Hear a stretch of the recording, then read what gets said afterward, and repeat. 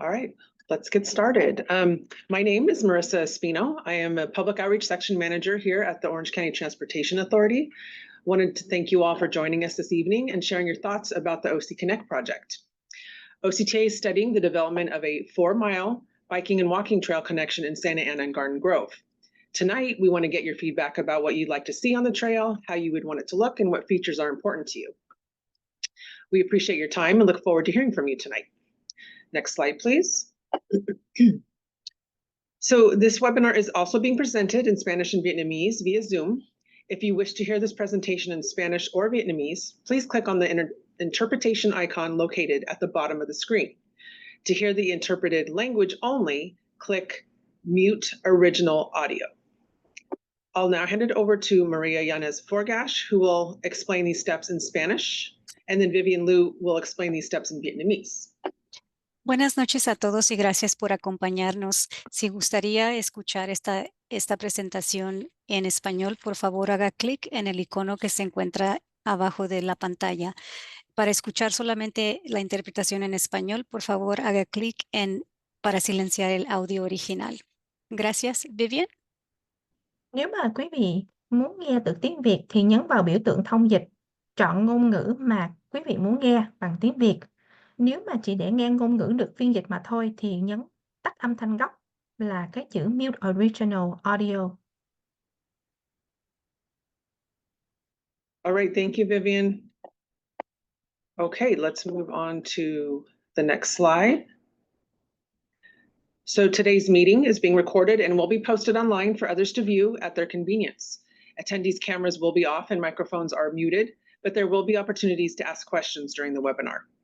Questions can be submitted throughout the presentation using the Q&A button, and the team will respond to questions during the Q&A session. To use closed captioning, select the CC button at the bottom of your Zoom screen. You can also use the raise hand function if you prefer to ask a question verbally. Next slide, please. If you select the raise hand function, we will call your name and you can unmute yourself to speak. If you submit a question via the Q&A function, we'll ask that question for you. If you're dialing in with your phone, please press *9 to get in the queue to ask a question. You will be announced by the last 4 digits of your phone number, and then you will press *6 to unmute yourself. Next slide, please. So today's speakers, you see our photos here. This includes OCTA Project Manager and Active Transportation Coordinator, Peter Sutherland, Vincent Helens Jr., the OC Connect Project Manager from Alta Planning and Design, Maria Yanez Forgash, who is the Outreach Lead from Ariano Associates, and myself. Next slide, please. Here are our project partners, which includes the cities of Garden Grove and Santa Ana, as well as OC Public Works and Caltrans. Next slide, thank you. Today's agenda will include an overview of the OC Connect project, the design vision, discussion and poll questions, and a community engagement update. We again encourage you to enter your comments in the Q&A section, or feel free to raise your hand to speak so we can call upon you during the Q&A portion. All right, next slide. Before we get into the presentation, we wanted to ask you a quick poll question, get an idea of who's in the audience today. The question is, where do you live or work? So 1, either in Garden Grove, 2, in Santa Ana, 3, live or work within Orange County, or 4, none of the above.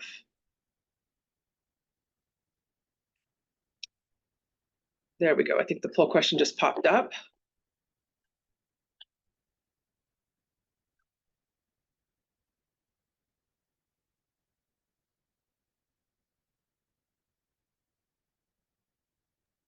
We're at about 71% now. Okay, great, thank you.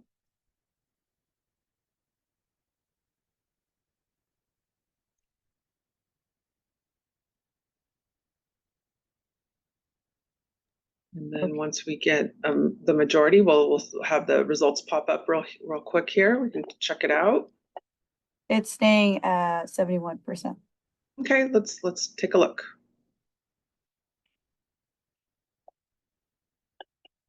All right, okay, so majority from Santa Ana and Garden Grove, and then the 20% live or work within Orange County. Okay, great, thank you for sharing that. Now I'm going to hand it over to Peter Sutherland, who will continue the presentation. Peter? Thanks very much, Marissa. As Marissa said, my name is Peter Sutherland. I'm the project manager as well as the active transportation for OCTA, and I'm going to give you some background information on the project before we get into details. Next slide, please. So for those of you who aren't familiar with the project, here is a really broad overview. So as Marissa mentioned, it's about 4 miles of proposed bicycle and pedestrian pathway between the downtowns of Santa Ana and Garden Grove, with about 1.5 miles in Garden Grove and a little bit less than 2.5 miles in Santa Ana, as well as a spur going, or this is along the historic or the old Pacific Electric right-of-way, which OCTA owns, as well as a spur that goes down the Wintersburg Channel. While this project is distinct from the OC streetcar project, we wanted to note where the projects do overlap a little bit. They share the right-of-way between Rate and Harbor, but again, this is a distinct project from the OC streetcar project. So what we're doing in this current phase is the preliminary engineering and environmental approval for the project, which we'll get into a little bit more details later on. As for the project schedule, we started the project in the summer of 2023, where we did our baseline analysis. We did our public outreach, as we'll get into our first phase of public outreach in the winter of 2023.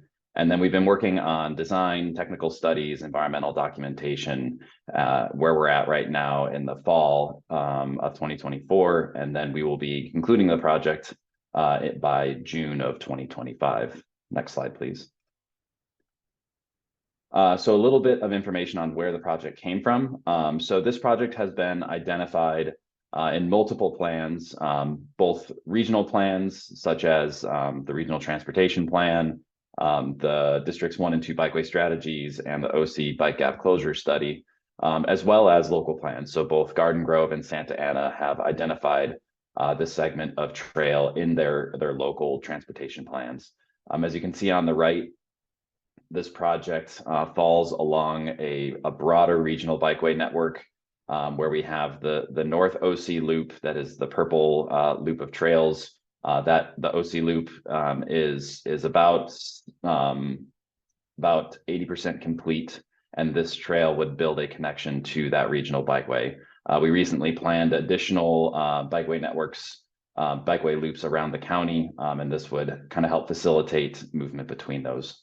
And in addition to the plans, we've also heard through a variety of different community feedback mechanisms that this bikeway connection is important. Next slide, please.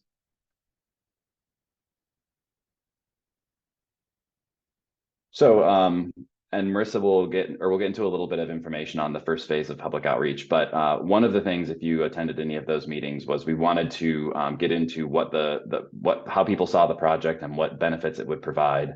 And this has also come out of our analysis of the project. So these are kind of our 6 broad-reaching project benefits that we see with the project. As I mentioned, it provides greater connectivity between the downtowns as well as to the regional bikeway network. More active transportation facilities can promote health and wellness. There's elements of historic preservation, mainly the historic eligible PE right-of-way Red Car Bridge that goes over the Santa Ana River Trail.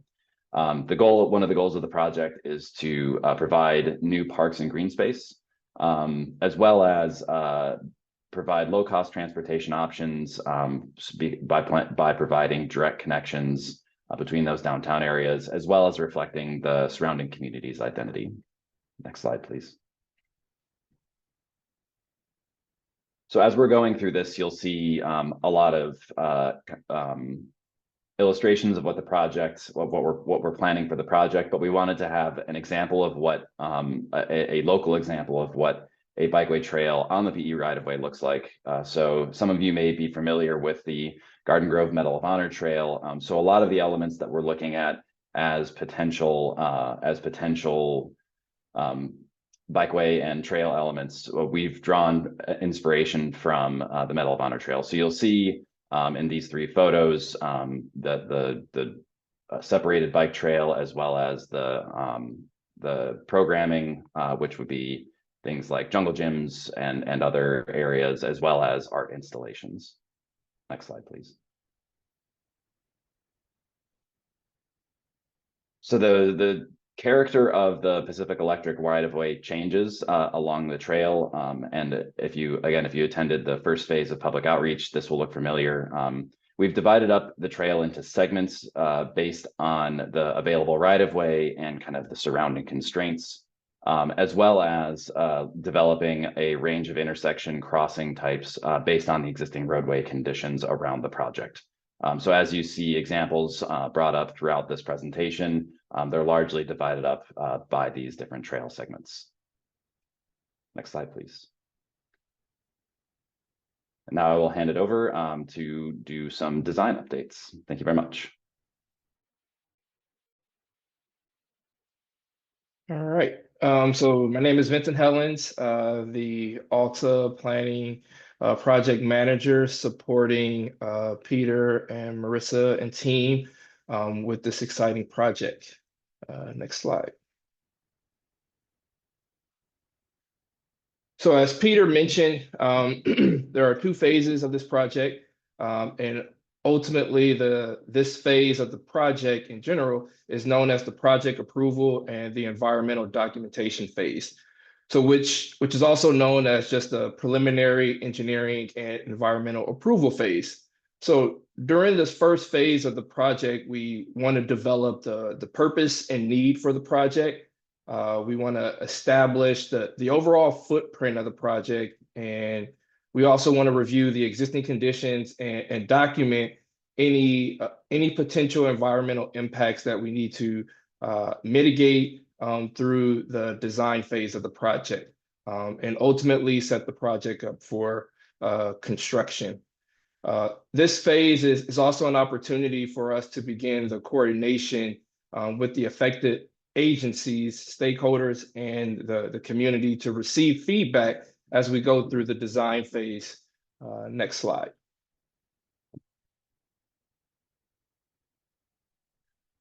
So another feature in phase 1 of the design is again the data gathering, and I like to think of this as the big idea phase, which it's determining what can and cannot work in the overall scheme of the project. We also utilize this phase to obtain feedback from the community so we can incorporate those into our next phase of the project, which is phase 2. Next slide. So in phase 2 of the project, and I'll go into a couple of examples of the difference between the phase 1 and phase 2, but this is where we start to really bring all of those big ideas, all of the community feedback, understanding what's feasible and infeasible along the corridor, providing those safety enhancements at those key intersections, and developing a comprehensive 35% plan, which at this stage gets environmentally cleared or approved in order for the project to move forward into the next phase of the design phase, which is really fine-tuning the overall concept design and setting the project up for construction. Next slide. So an example of what the design team has been up to in phase 1 is developing these high-level concepts. So these concepts were an opportunity for our design team to look at opportunities, constraints, and look at potential ways to really activate the trail. So what you're seeing here in this segment between Euclid and New Hope is an opportunity for us to really utilize the vast right-of-way space that we have here to really open up the trail, to not only just have a linear multi-use trail, but also look at opportunities for this to function as a linear park. We've identified shade trees, fencing opportunities, lighting, and then also with the space, looking at an opportunity to have a rest area for those who are commuting along the trail to take breaks along the trail. So moving into phase 2, next slide. this is where the engineers and the designers really get an opportunity to kind of, put their skills to use, where we're really looking at what is that available actual right-of-way width, and really looking at what is the overall design criteria that's needed to really implement this trail. So this is as an example of us taking the phase 1 concept level plans and developing them into a more comprehensive footprint that can be used to move forward with the design into the next stages. And then the next slide is going to be Marissa speaking more to some of the poll questions that we like to ask to get more input on some of those public features, amenities, and opportunities to really activate the trail so we can implement them into our final design. All right, perfect. Thank you, Vincent. So yeah, now we're going to ask a few more poll questions specifically about amenities and features, similar to what Vincent was talking about. You see here our first question. We're going to kind of go over the slide first. I just totally lost my screen. So one moment. Okay, I see it now. So you're going to see here that we have 3 different options and then an opportunity to put in any other ideas. So which option is your preferred style of public art? Here you see some natural examples, some bold examples, and some reserved examples. And then your idea we have here as a box for if you have any ideas other than natural, bold, and reserved. Let's put up the poll question and then you'll be able to make your selection. Again, you're selecting your top choice or type of idea in the or type your idea in the Q&A for what your preferred style of public art is.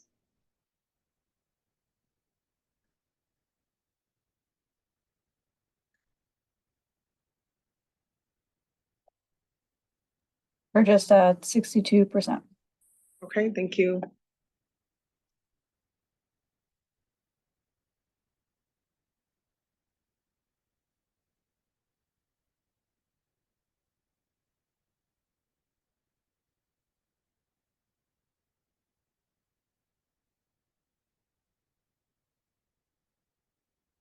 Do we want to share the results? Yeah, it's staying at 62%. I could do. Okay, thank you. Okay, so natural is definitely a strong preference with this group. Bold and reserved is at a tie at 20% each. All right, very good. And then I don't see anything else in the chat, so we will move on to the next slide. All right, so the next question is about street crossings. Which street crossing options make you feel the safest and most comfortable? So you're selecting your top choice here. Before we bring up the poll, I'll go over these. Number 1 is shade. Number 2, digital transit information. Number 3, wayfinding, which is signage, wayfinding signage. Number 4, bike rests. And number 5, large curb space. So here you're picking your top choice. And we'll get that poll up in just a moment. Go.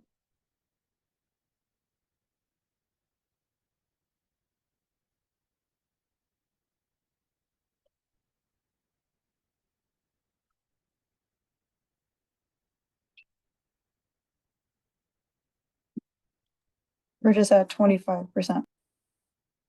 Okay.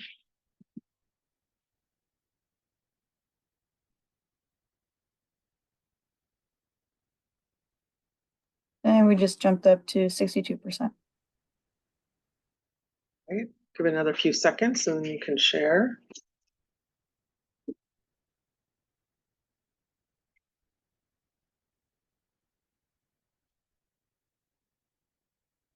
Okay, I'm gonna end the poll.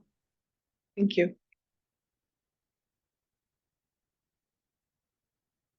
Okay, so shade at 40%, wayfinding at 20, and large curb space at 40 were the tops. So 2 kind of tied there at the very top, so shade and large curb space. Okay, very good, 20%. And, during the Q&A, we'd love to hear from you a little more detail on this and why you picked what you did. So, all right, thank you. Let's go on to the final question. Okay, what feature is your top priority? And this one, you select all that apply, or again, for this one, you can type in your idea in the Q&A if you have another idea than what is here. I'll read these off: shade trees and shade structures, trail lighting, benches and seating, open green space, directional signage and maps, playgrounds, picnic areas, play courts, or dog park. And we'll bring up that poll right now. And you're picking all that apply.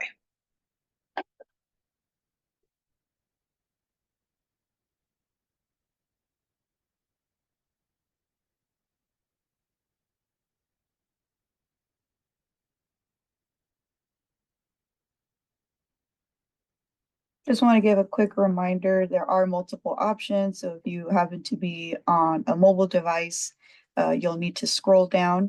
And if you are on a computer or a laptop, it might be best to maximize your window to see all the available options for you.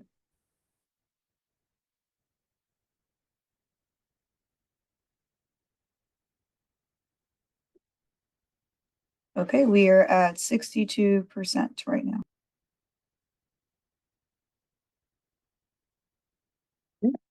Just give it a few more seconds.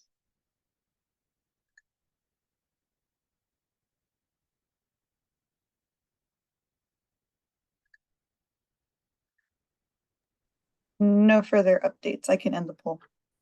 Okay, thank you. Okay. So 100%, we have the shade trees and shade structures was definitely the top. At 80%, trail lighting was an important feature. And then we have several at 60%, benches and seating, directional signage and maps, playgrounds, picnic areas. But yeah, it definitely looks like here, I'm gonna keep scrolling here myself, dog park, okay. Yeah, but there's definitely a liking to several of these features. Great, thank you for sharing. Okay, now we can go on to the next slide. So community engagement, and we can move on to the slide after that now.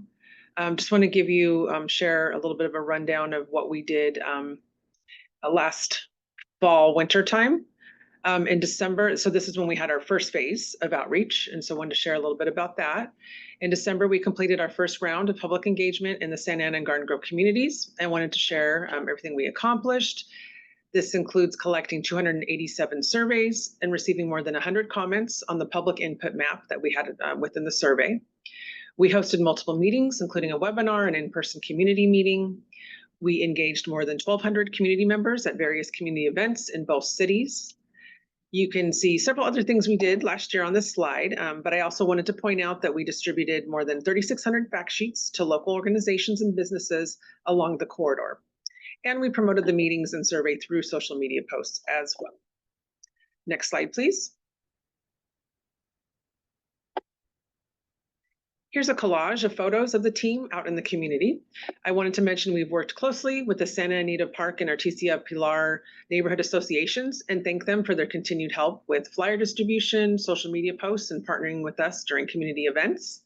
We also have been working closely with the cities to help identify community events and help us with the promoting of the community meetings. So again, always appreciate all of those partnerships. Next slide, please.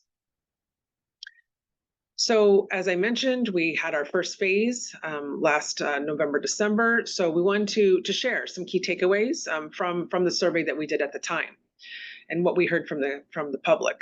The purpose of the survey was to raise awareness about the future of the trail and gather public input on travel patterns, concerns, and priorities. Of the 287 survey respondents, you see the majority of respondents are from the Santa Ana and Garden Grove area.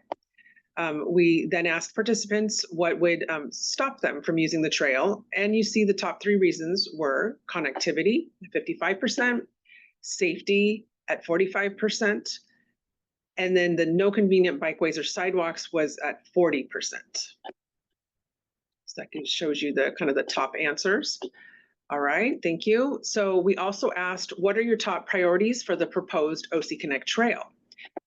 You'll see here with safety and continuity decidedly ranking to the top at 43% and 34%.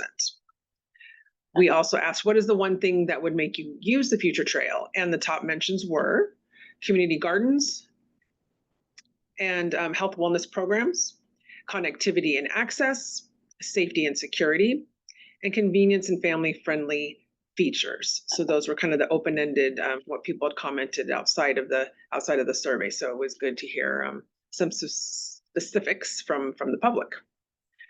Regarding features, we asked participants what they would most like to see. You see the top 5 were shade, lighting, seating, green space, and directional signs, and park-like amenities tied at 37%. These survey results and other feedback helped guide during the development of the study, and we thank everyone who is participating and that continues to participate. So, and you'll notice this last question I just showed is pretty similar to what we asked you today, but we were kind of taking those top 5 and refining it. So now we're diving a little deeper into the into getting into the input that we're receiving. We're just wanting to hear a little bit more from gathering the initial information from the first survey. Okay, next slide, please. So this is what we're doing now. We are in our final phase of public outreach, and we'll be on the community through October. As we did before, all of our materials will be in English, Spanish, and Vietnamese. And along with the meeting tonight, we'll be holding, well, we held a in-person meeting last week, and we'll continue just to be on the community. We'll be doing presentations to various groups as well. And please feel free to share with anyone about this meeting. We will be planning to post this webinar online. So for those who want to watch this webinar afterwards and at their convenience, we'll have it online for them to view at their leisure. We'll also be attending community events throughout this time and continuing to work with local organizations in the city to promote our efforts. I also wanted to mention this past summer, we did do some targeted outreach in both Santa Ana and Garden Grove related to potential access points along the trail. We received valuable feedback and appreciated people coming out to share their comments then as well. And then I think that ends my slide. I'm going to hand it over to Peter for a moment, and then we'll get into Q&A. Thank you. Thanks, Marissa. So I'm going to go over a little bit more detail on what we've been referencing, which is the environmental process. Next slide, please.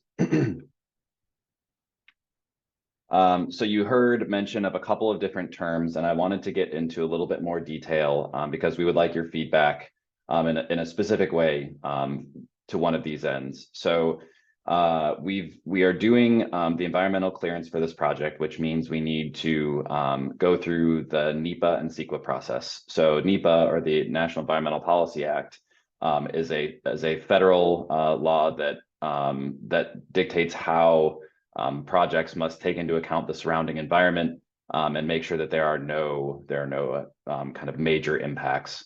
Caltrans is the NEPA lead agency for this, so they're working on behalf of the federal government.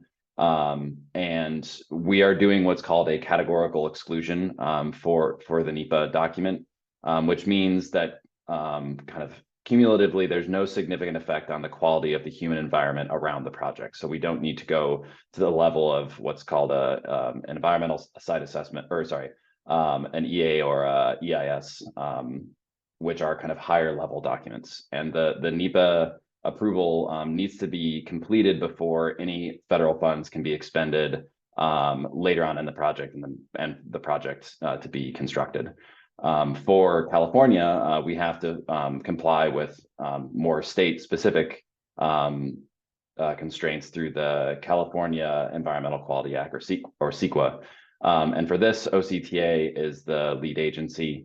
And we are making use of something that's called Senate Bill 922, which is a statutory exemption for what's deemed sustainable transportation projects. And basically what this does is it helps local agencies streamline projects that are kind of beneficial to the area without needing to do a lot of the kind of really onerous bureaucratic work that you might see that for a large project like an airport construction or something like the 405 or the 55 project that you've probably seen out.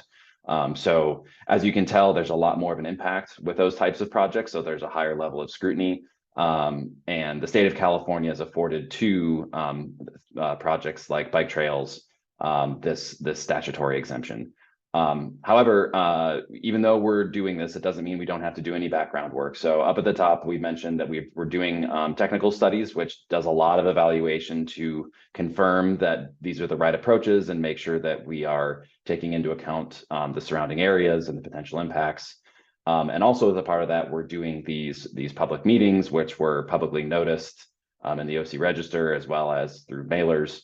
And as a part of that, we're encouraging everyone, if you have comments or concerns about the project, please visit our website, which is listed below, octa.net /OC Connect. And as soon as you go onto the webpage, that you will be prompted to input a comment. And all feedback will be reviewed and considered. And if there are questions, we will be answering those. And to receive response, written comments through that portal must be submitted by 5 p.m. on November 15th. And with that, I will hand it back over to Marissa to take us home. All right, thank you, Peter. Okay, so this is the opportunity to ask questions. I do see one hand raised, but let me go through this, just a quick little reminder here. You can either raise your hand or use the Q&A function if you would like to ask any questions or make comments. If you're dialing in with your phone, please press *9 to get in the queue to ask a question. Then you will press *6 to unmute yourself when called upon.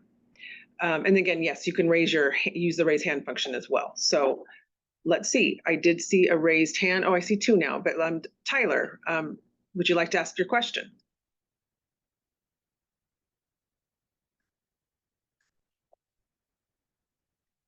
Let me see. It looks like you're still muted.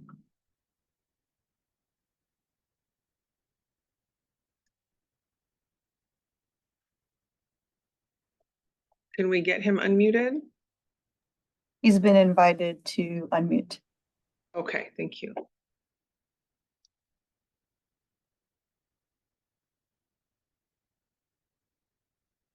Let's see, I can't hear Tyler.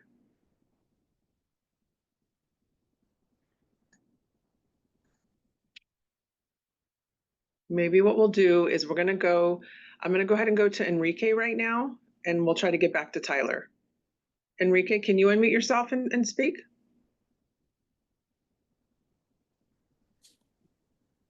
Hello? Hello, Hello, how are you doing today? doing well. You have a question for us? Yeah, I actually have 3 questions. Okay. The most basic question I have right now is I saw there's going to be an outreach event on Nina Place. Do you know the date for that? So are you referring to what you saw on the slide? Yeah. The Nina Place one happened already. So that happened earlier this year. Oh, okay. So that was showing before, but yes, the one in Nina Place was, we went out and kind of did a pop-up. We had tables and tents out there for at a street corner there by Nina, because we were talking about a potential access point into that neighborhood. And so we were out there at that time. Okay, sounds good. And then, by any chance, do you know if you're going to have any more pop-up events, or is there a way I could kind of follow something to kind of, get reminders or any updates? Yeah, we can definitely, so we should have your email address. And so I can send you, we are planning to do some pop-up community events around the area. So I can get you that information, no problem. Okay, perfect. And then my second question is, when we fill out these polls, when you analyze your data, are you kind of splitting it between like residents from Garden Grove and Santa Ana? Is that the way it works, or is it like just one general poll for everyone? Well, we have the ability to aggregate because we do ask for zip codes, but Peter, do you want to speak on how we kind of look at the analysis? Sure. So when we do, a lot of those are just generally speaking throughout the project corridor.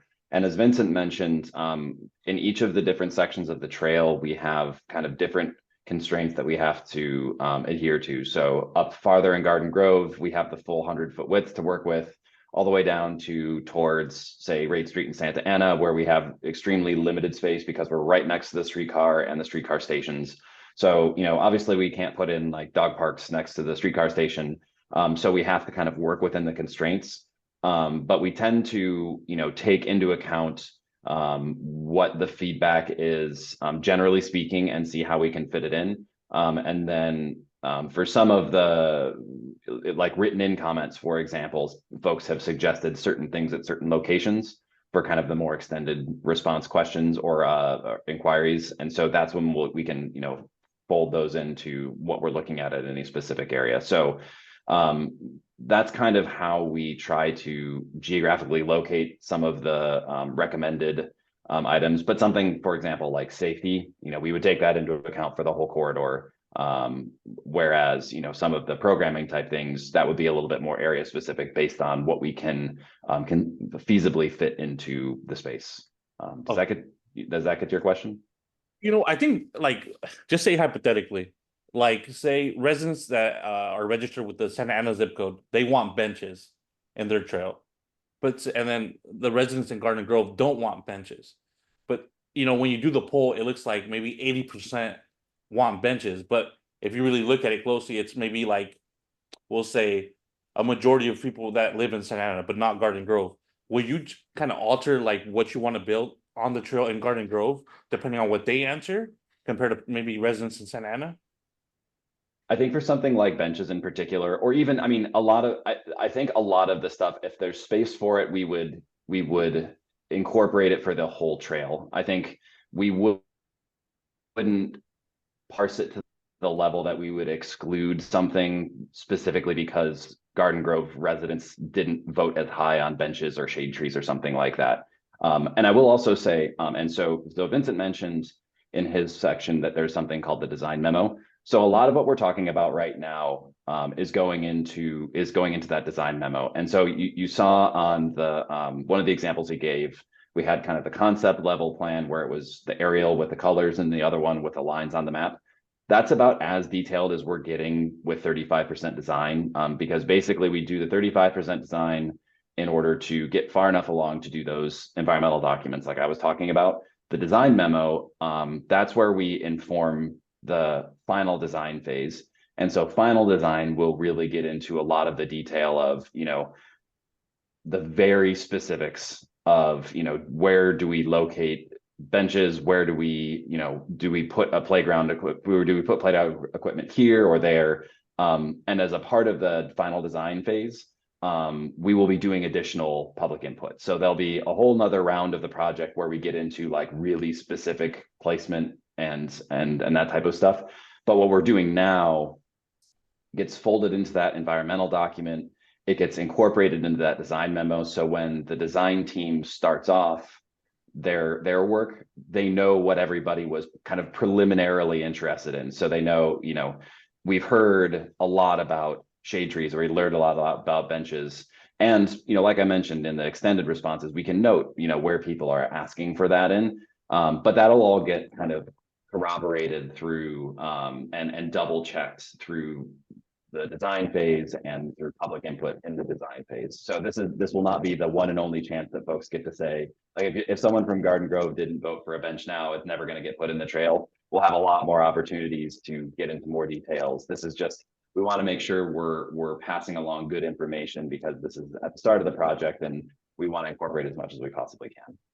Got it. And then, do you know when the design phase is gonna, approximately start?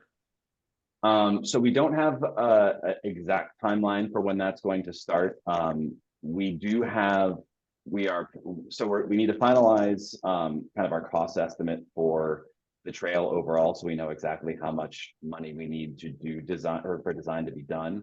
We're fairly confident we have enough funds secured already, but once we have kind of the costs nailed down, then we'll know what amount of funds we need to go off after in addition to what we already have, or if we have enough money, and then we need to go through the procurement process. We'll need to coordinate with our project partners, so the cities of Garden Grove, Santa Ana, as well as OC Flood and OC Parks.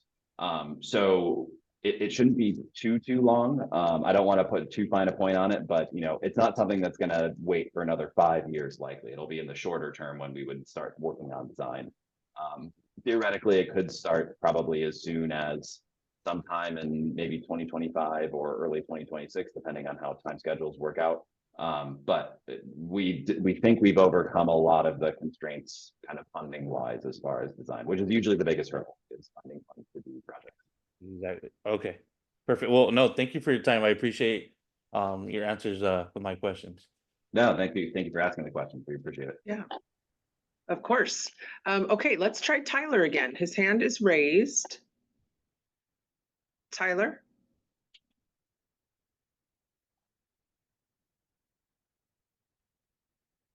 Still can't hear you. I'm not sure what's going on.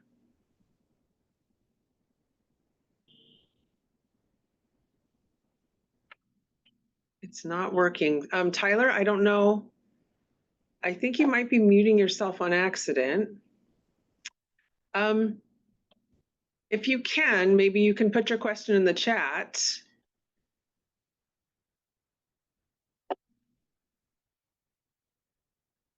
Yeah, I'm still not hearing anything, so sorry this is not working out. Let's see. He's unmuted now. Tyler?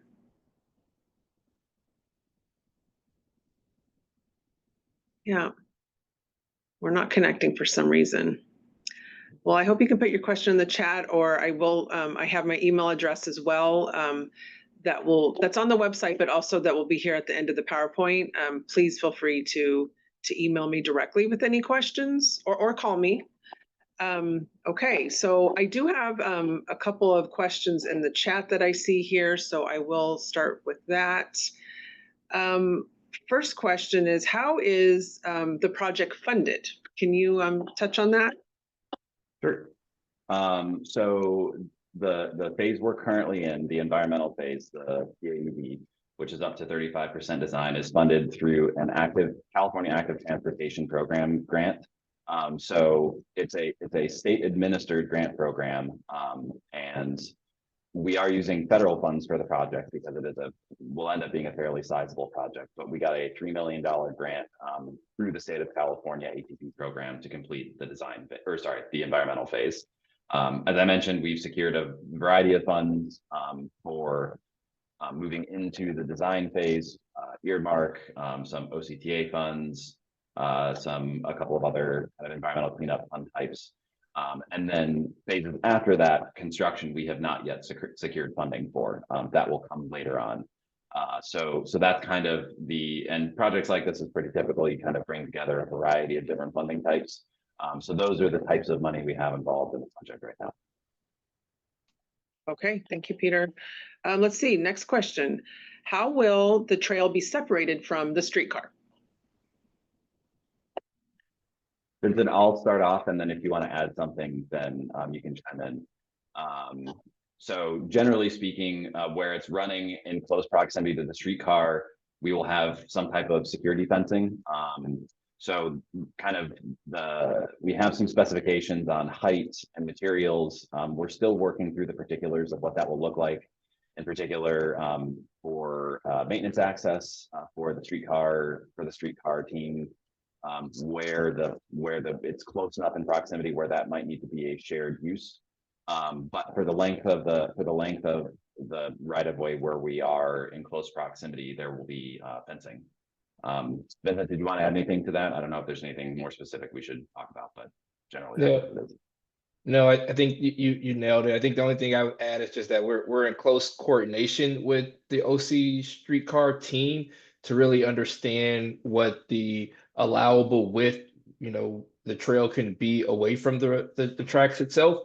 But I think ultimately there will be a security fence that will separate the path from the OC streetcar. Okay, very good. Thank you both. Let's see. Next question. How will public safety be addressed on the trail? I'll start with that and then again hand it off to Vincent. So as I mentioned, we're kind of gathering information on what people want to see during this time, and then we'll get into more specifics during design.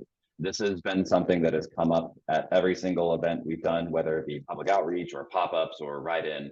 And so we've heard things like call boxes or lighting or cameras, things of that nature, as well as enforcement, enforcement agencies being involved along the trail. So we don't have anything definitive as this is going to be the design solution for safety. But we do have kind of a variety of things that have either been suggested through public input or that are kind of best practices for trails or are things that our stakeholders want to see along the trail. Vincent, did you want to add anything to that? Again, you nailed everything. I think the only thing that I would just add is that I think lighting and then all of the information from a public safety operating and maintenance side of things is all getting rolled into our design memo in order for the design team and the agencies to really implement those safety enhancements along the corridor. All right, very good. Thank you. Okay, we do have one more question I'm going to ask.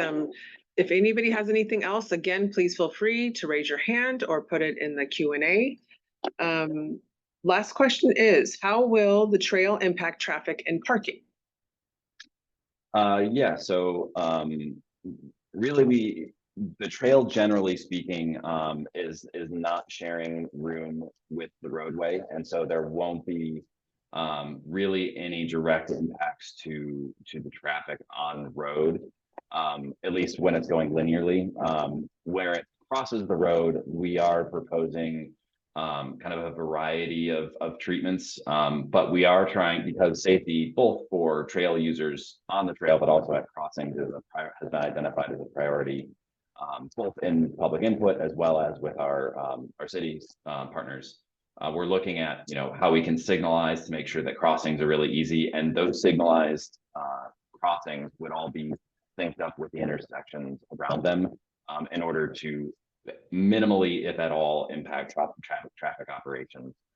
So those would all be tied in together, so traffic would still be able to operate as normal as it crosses those roadways. And then similarly at kind of the more minor crossings, we are looking at traffic calming measures to make sure it's safe enough for people to cross, where we would likely have something called a RRFB, or rectangular rapid flashing beacon. Basically just let people know let motorists know when trail users are crossing. But those are kind of affect traffic no more than, a stop sign, if that, because they're only turned on when they're activated by users. And so, yeah, I think all that to say that there really won't be much, if at all, traffic impacts from the trail, with the exception of if they're, the crossings and maybe some minimal, bump outs or something like that to have traffic calming where that might minimally affect it. So.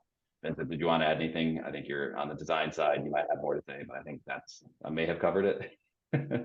Yep, covered it. I think just at some of the minor streets, the intersections where we'll be placing some of those, the crosswalks to navigate across the street to the other side of the trail.